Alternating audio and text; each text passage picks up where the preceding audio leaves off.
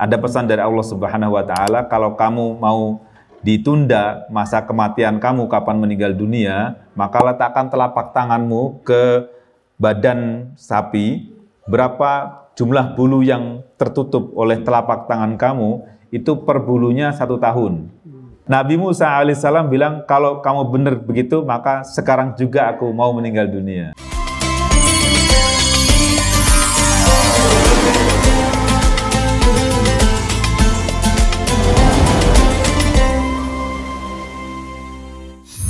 Baik, jadi ini juga hembusan-hembusan hal-hal yang bersifat spiritual itu dilakukan oleh kelompok jin yang tadi dikerahkan oleh Nabi Sulaiman alaihissalam. Yang kedua, itu kelompok manusia.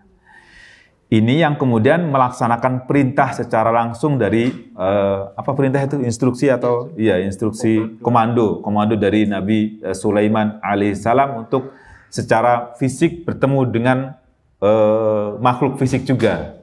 Maksudnya ketemu tentara dari golongan manusia. Wa muharabatil adu, untuk menyerang musuh dan juga menjaga kerajaan Nabi Sulaiman alaihissalam. Itu manusia yang dalam fisik.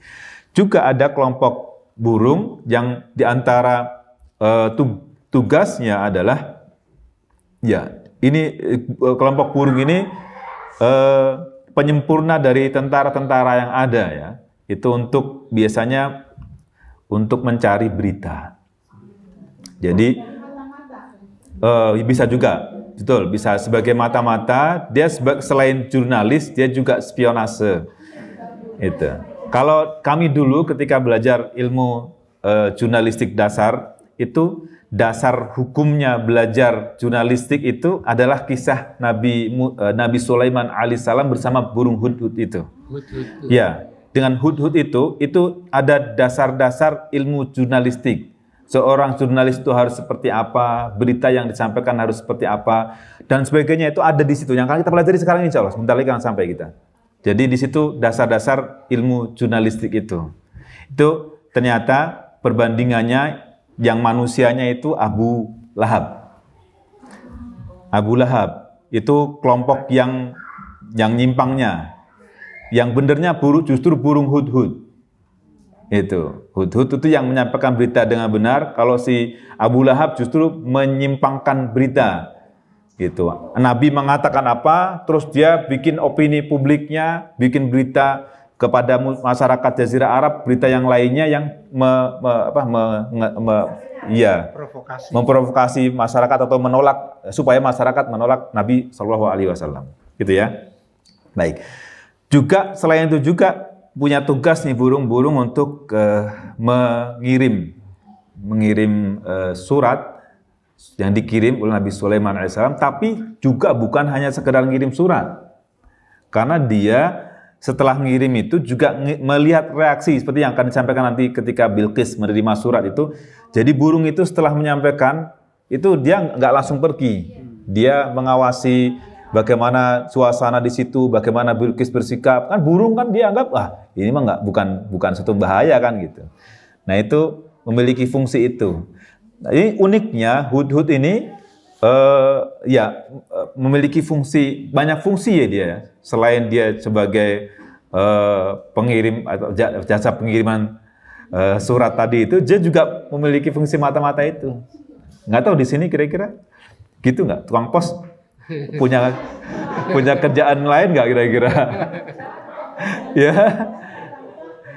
Ya, karena di banyak tempat itu ada yang orang gila. Orang gila dia bukan gila beneran gitu, tapi dia spionase gitu. Kalau di Indonesia penjual apa tuh? Sekuteng. Iya, penjual sekuteng kan keliling malam hari kan, ting ting ting ting ting. Ya, dia belum tentu jual sekuteng beneran kan gitu ya. Dia kan pemerintah atau penguasa itu harus punya cara dan punya perangkat untuk mengamankan negara itu dengan berbagai cara, tentunya yang halal ya, yang diperbolehkan kan gitu. Jadi seperti juga Nabi Sulaiman alaihissalam juga burung-burung juga memiliki fungsi itu. Hebat kan, Masya Allah. Iya. Jadi dia sebagai jurnalis, spionase juga dia ya punya peran yang lain juga. Mungkin boleh jadi juga bisa menyerang dengan potensi masing-masing. Kan burung itu kan macam-macam kan. Coba siapa yang belajar tentang burung itu? Ada berapa juta spesies burung itu? Iya, banyak sekali kan gitu. Dari yang paling kecil sampai yang paling besar dan sebagainya. Gitu ya. Baik, waqtasara 'alal jinni wat thairi li gharabati kaunihima minal junudi. Kenapa di sini disebutkan jin dan burung saja? Karena ini salah satu keunikan yang ada pada tentara Nabi Sulaiman alaihissalam gitu. Kalau manusia atau apa kan kelihatan nggak unik kan gitu. Maka dicarilah yang unik yang ternyata juga bisa ditundukkan oleh Nabi Sulaiman alaihissalam. Dan sampai hari ini sepertinya tidak ada. Ini termasuk kekhususan yang Allah berikan kepada Nabi Sulaiman alaihissalam yang tidak diberikan kepada yang lainnya, menundukkan jin dan burung ini. Ya. Falidzalika falam, oleh karena itu nggak disebutkan ada kuda dan yang lain-lainnya. Baik, demikian. Wallahu a'lam. Fahum yuzaun. Yuzaun tadi dikumpulkan berbaris, gitu ya. Dan ketika berbaris itu mereka bukan sekadar berbaris, tapi mereka siap menerima perintah untuk dilaksanakan dan siap untuk menerima larangan untuk ditinggalkan. Dan ini semuanya yang menundukkan adalah Allah Subhanahu wa taala. Faqad sakharallahu lahu ar-ra'iyyata kullaha. Allah Subhanahu wa taala yang telah menundukkan semua rakyatnya. Bahasa kita apa? Rakyat ya. Bahasa Arab itu sebenarnya ra'iyyah. Rakyat dalam bahasa kita itu ra'iyyah dalam bahasa Arab. Ra'iyyah itu semua yang menjadi warga, yang jadi warga itu ra'iyah yang diayomi, yang difasilitasi, yang diriayah, yang ya diayomi ya, ya diayomi dan diberikan fasilitas itu ra'iyah. Baik. Dalam hadis disebutkan kullukum ra'in wa kullukum mas'ulun an ra'iyyati. Setiap kamu adalah pemimpin dan akan ditanya apa yang engkau yang engkau lakukan terhadap yang dipimpin. Baik. Fahum yuzaun. Kenapa disebutkan tadi apa yang pertama disebutkan apa? Minal jinni wal insi. Jin duluan ya. Iya. Di sini disebutkan jin duluan kemudian manusia. Kenapa kok jin didahulukan? Li'anna hasyral jinni as'ab. Karena mengumpulkan kelompok jin ini lebih sulit. Maka dimulailah dari yang sulit supaya menunjukkan bahwa yang lainnya lebih mudah. Artinya yang sulit saja bisa, apalagi yang mudah. Gitu. Nah, kalau orang berperang udah nggak pakai manusia lagi, pakai apa sekarang?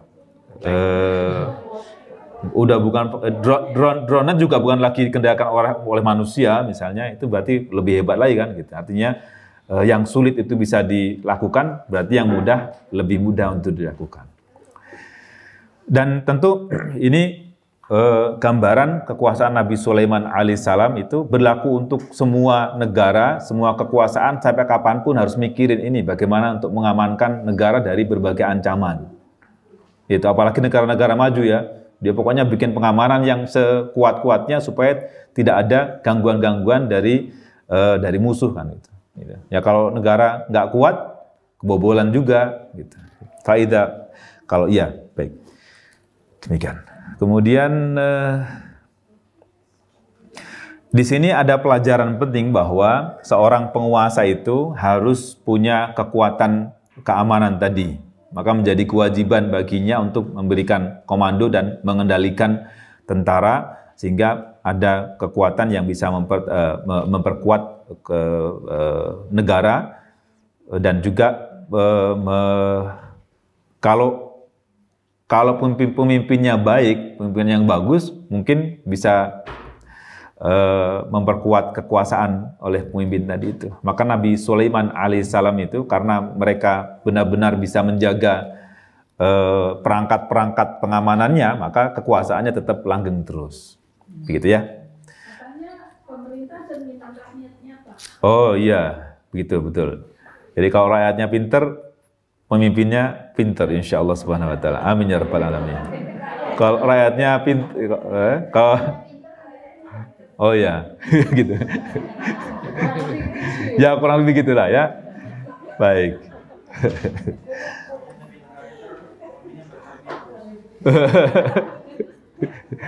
Ya. Baik, berikutnya terakhir sebelum kita tutup di ayat ini, hadza dalil ala anna Sulaiman jama'a bainan nubuwwati was-sultati kulliha. Nabi Sulaiman alaihissalam itu ini ayat tadi itu menjadi dalil bahwa Nabi Sulaiman itu mengumpulkan kenabian dan kekuasaan. Jadi dia nabi dan dia juga penguasa. Maka bisa disebut Nabi Sulaiman itu sebagai prototipe untuk bagaimana mengelola kekuasaan. Iya. Ya. Dan kekuasaan yang diberikan kepada Nabi Sulaiman alaihissalam tidak diberikan kepada yang setelahnya. Jadi dia yang paling besar. Kenapa demikian? Ya, ini karunia dari Allah Subhanahu wa taala, pengabulan atas doa beliau, Rabbighfirli wa hab li mulkan la yanbaghi li ahadin min ba'di innaka antal wahhab. Itu ya. Iya, baca juga boleh nggak? Iya. Pada dasarnya sih doa yang dalam Al-Quran itu, ya untuk doa kebaikan-kebaikan boleh dilakukan pada kondisi-kondisi yang mungkin kita butuhkan. Baik, kemudian ya ini ya itu ayat yang tadi wa husyira li Sulaimana junuduhu minal jinni wal insi wat tayri fahum yuzaun.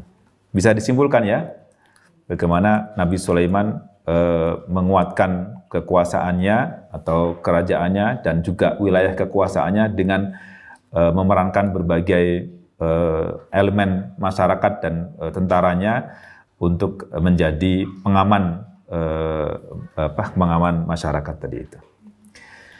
Baik, berikutnya di ayat ke-18 hatta. Nah, sekarang kita masuk ke kelompok yang lain, yaitu namlah atau namel. Semut ya, kelompok semut.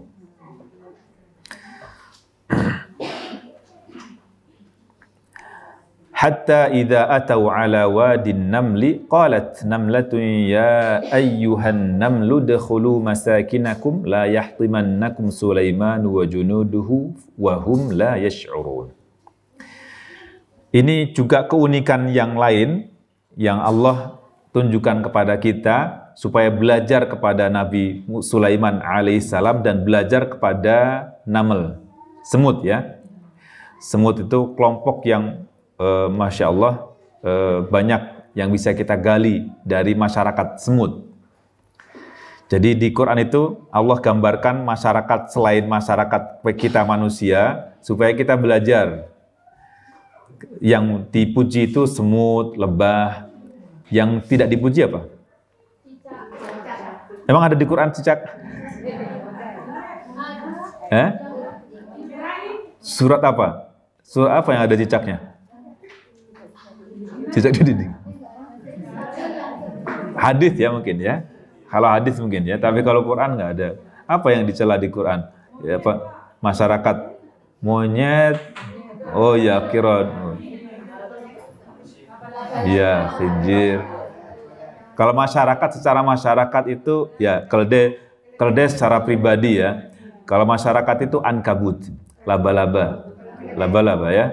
Laba-laba itu masyarakatnya masyarakat yang parah gitu. Maka disebutkan di surah Al-Ankabut itu orang-orang yang mengambil pembela dari selain yang beriman itu seperti laba-laba membangun rumahnya. Nah, sebenarnya menurut penelitian rumah laba-laba itu sangat kuat. Menurut penelitian, yang lemah itu rumah masyarakatnya, tataran sosialnya yang lemah. Bukan itunya, bukan rumahnya, bukan fisiknya. Karena fisiknya itu ketika dia bertengger di rumahnya itu dengan angin kecepatan berapa ratus kilometer per jam, dia tetap bertahan. Rumahnya itu kokoh dia. Ada penelitian itu, penelitian bagaimana kokohnya rumahnya ankabut. Coba dicek di Google ada kayaknya. Bagaimana kuatnya itu. Iya. Jadi sebenarnya yang rapuh itu adalah bangunan masyarakatnya. Coba cek bagaimana perilakunya. Di antara perilakunya itu, setelah laki-laki membuahi perempuan, itu dimakan sama si betina. Ketika pejantan itu mengawini betina, itu dimakan oleh si betina. Ya, dimakan si perempuannya. Itu. Jadi itu termasuk salah satu perilaku masyarakatnya Ankabut itu. Maka disebutlah sebagai rumah yang paling lemah dari situ. Kalau rumah fisiknya sebenarnya dia punya kekuatan yang sangat luar biasa. Gitu. Bukan. Iya, lakinya, pejantannya, laki-lakinya setelah dia membuat ngawinin membuahi perempuan, dimakan sama si perempuan. Ya kalau perempuannya dimakan nggak ada punya keturunan dong. Ya? Poligami itu bukan urusan saya itu ya. Bapak ya ini. Kali aja ya. Iya. Oh ya, jadi nggak ada poligami deh ya. Oh iya. Nggak tahu juga apa dia selamat ya. Tapi itu sebagian spesiesnya ya. Mungkin ada spesies yang lainnya ada seperti itu. Betul nggak? Ada kayaknya buka di YouTube deh, di Google. Gitu ya.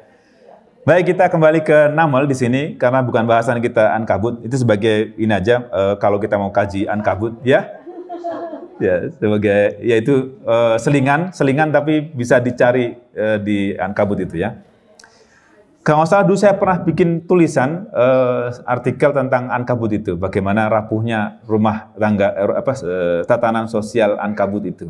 Gitu. Tapi udah lama, udah belasan tahun yang lalu. Itu. Jadi di sini tentang Naml, hatta idza atau, hingga hatta idza ketika atau. Bukan atau kita ya, atau mereka datang. Jadi atau itu dari ata, wawunya wawu jamak mereka. Bedakan antara atau dengan atau.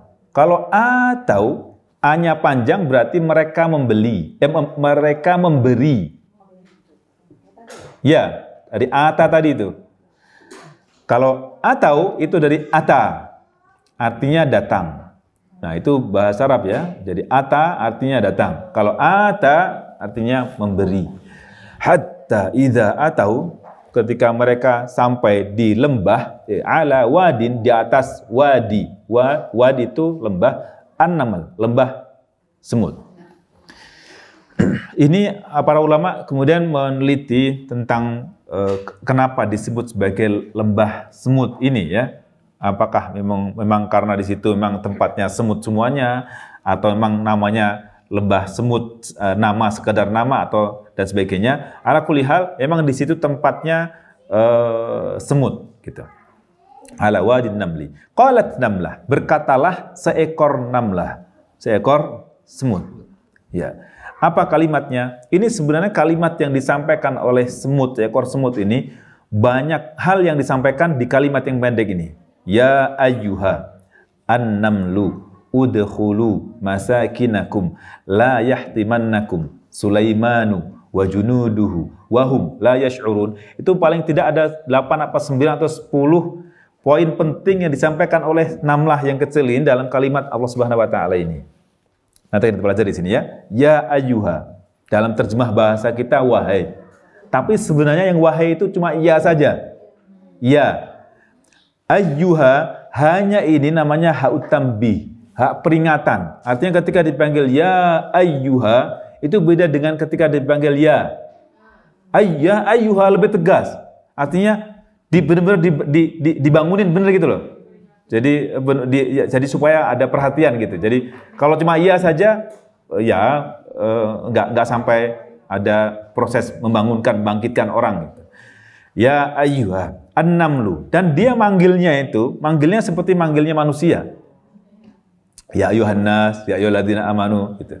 An-namlu, kelompok naml, udkhulu, masuklah kalian. Ingat, udkhulu itu perintah untuk yang berakal sebenarnya. Semut, itu kan kalau semut kan nggak berakal dan jamak lagi. Itu harusnya perempuan kan? Udkhuli atau udkhulna. Ini pakai udkhulu seperti manusia. Ya ayyuhalladzina amanu udkhulu fis-silmi kafah, itu kan udkhulu. Ini juga keunikan juga. Nanti kita pelajari ya. Masakinakum. Masakin itu jamak dari maskan, tempat tinggal, tempat berdiam, tempat menenangkan diri, tempat mengamankan posisi diri kita. Maskan dari kata sakana. Sakana artinya diam, menetap, tidak ada gangguan, tenang, itu disebut maskan. Sakinah juga. Sakinah dari sini tempatnya maskan. Apa maskan? Tempat tinggal, tempat berteduh, ada ketenangan, rumah, mengamankan diri. Itu maskan. Bukan sekedar bait, tapi maskan, tempat ketenangan. Emang mereka punya tempat rumah gitu, maskan, tempat tinggal yang tenang? Ini semut-semut ini? Nah, sarang kan? Tapi di sini disebutkan maskan seperti halnya kita punya maskan. Jamaknya masakin. Kalau masakin, orang-orang miskin. Bedakan ya, masakin dengan masakin. Ki-nya yang panjang. Masakin itu bentuk jamak dari miskin. Ki-nya yang panjang. Di sini masakin, ki-nya pendek. Masakin jamak dari maskan. Iya, masjid betul. Polanya sama. Masjid tempat bersujud. Maskan tempat berdiam, tempat menenangkan diri. Maskan. Jamaknya masakin. Dan kum, dia juga pakai kum juga, seperti manusia, berakal juga. Gitu. Agar tidak yahtimanna. Apa yahtim? Yahtim itu, ini diterjemahkan di sini apa? Diinjak ya. Ini sebenarnya kata hatem, hak tok mim ini biasa dipakai untuk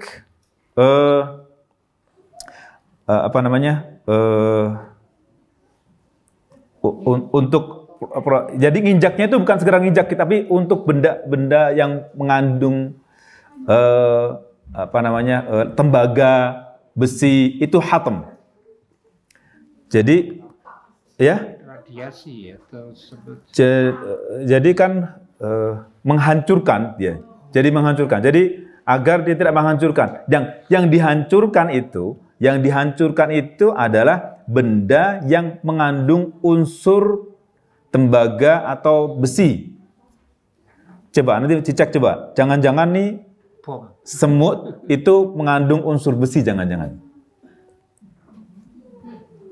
Jadi hatem itu untuk benda-benda yang tadi itu mengandung sesuatu yang keras-keras itu menghancurkannya. Jadi bukan nginjak, segera nginjak aja. Gitu. Itu menunjukkan di sini dikatakan di sini la yahtimannakum, nunnya menegaskan. Siapa yang yahtimannakum? Sulaimanu wa junuduhu. Sulaiman dan tentara-tentaranya. Wahum la yash'urun. Sementara mereka tidak menyadari itu.